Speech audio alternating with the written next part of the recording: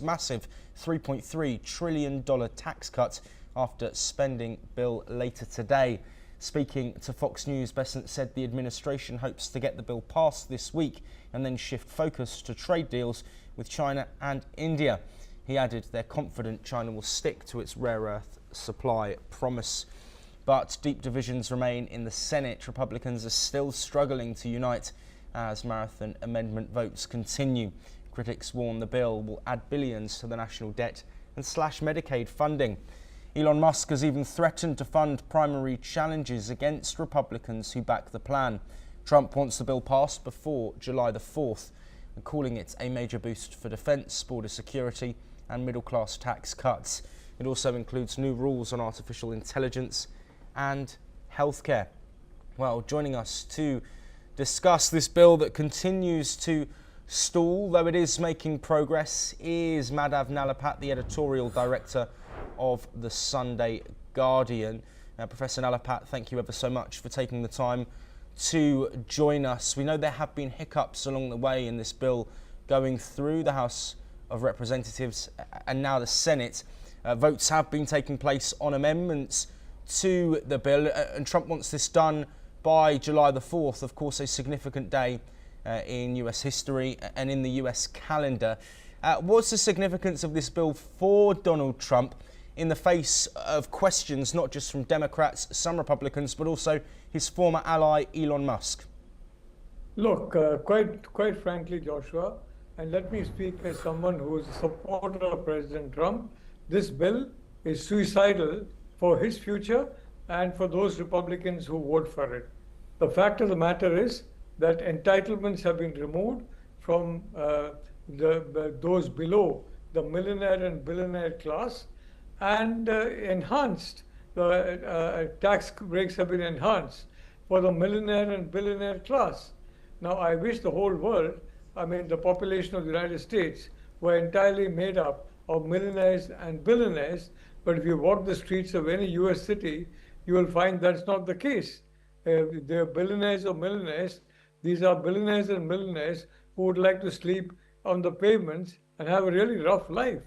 So I want to say that in my view, Joshua, it's a suicidal bill, and quite suicidal for those Republicans who back it, for a simple reason that even among many Republican voters, there are people who depend on Medicare, Medicaid, and some of the other benefits that Trump has sought to slash, while all the time he's adding a huge amount of additional benefits and slashing taxes for the millionaires and billionaires. This is frankly, a budget by, for, and of millionaires and billionaires, if I can paraphrase Abraham Lincoln. So I'd like to say, Joshua, passing this bill will be, in this present form, without amendments, will be suicidal for President Trump and the Republican Party, not to mention specifically those who vote in the Senate for this particular bill as it stands, as it has been presented by President Trump. Yes, and Professor Nalapat, I do want to bring up this spat between Elon Musk, arguably the world's richest man, and Donald Trump, arguably the world's most powerful man. Of course, their feud started over this bill. There were comments made by either on their social media, but it has circled back round after an apology from the Tesla CEO. Musk once again calling out this bill and threatening to support and to push against those who aren't, those who are looking to push through this bill. How influential can Musk be to the politicians as they continue to look at amendments in order to get this bill through? Look, Elon Musk is a citizen of the United States who has contributed, in my view, the most to the political campaigns of different parties.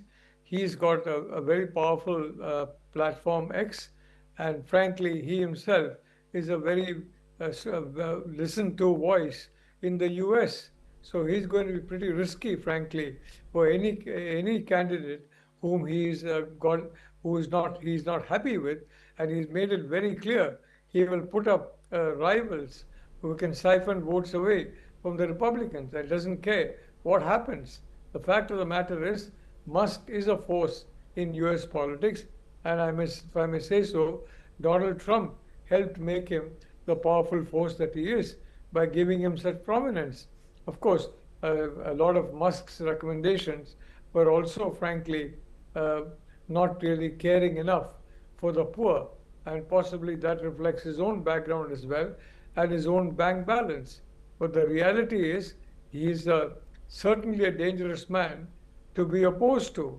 Of course, Trump is vicious when he wants to be, but the fact is, in Musk, he has got a very big target and, frankly, a very dangerous target to take on, because Trump himself is slipping very badly in popularity. He's making, for example, taxes to himself and to his immediate family and to his close friends will go down if this budget is passed. If they were to go up, then Trump would be a hero to those American voters who voted for him, as well as to others. But when they actually go down, he'll become, frankly, unpopular, even with those who voted for him. So I want to say again, Joshua, Elon Musk's stance is one more evidence of the fact this bill is a suicidal bill. And so far as reducing the deficit is concerned, he's going to raise it substantially. And he wants the debt ceiling to be completely removed. All this goes completely against his party's orthodoxy. It's not even the Democrats who dare to push for that. This is some ultra-Democrat or some, ultra, if I may say so, free spender who would like to push for that. So I'm at a loss to understand what's happening to President Trump. But whatever is happening, I hope he gets control over himself quite soon. Or I hope whoever is whispering this kind of anti-political the suggestions in his ear will frankly be separated from him. Because the fact is, this bill in its present form, if it's passed the way the US president wants it to be passed, is suicidal for the president, for the party, and for every legislator who votes for them, for the provisions of this bill, irrespective of whether Elon Musk is the icing on the cake. Irrespective of that, they are going to be, frankly, roadkill, where all they have to do is, all the opponents have to do is to point to these people as the ones who took their benefits away. And that is it. They are not going to get re-elected to the House or Senate. Thank you, Joshua. Yes, and I just want to allude to those live visuals we were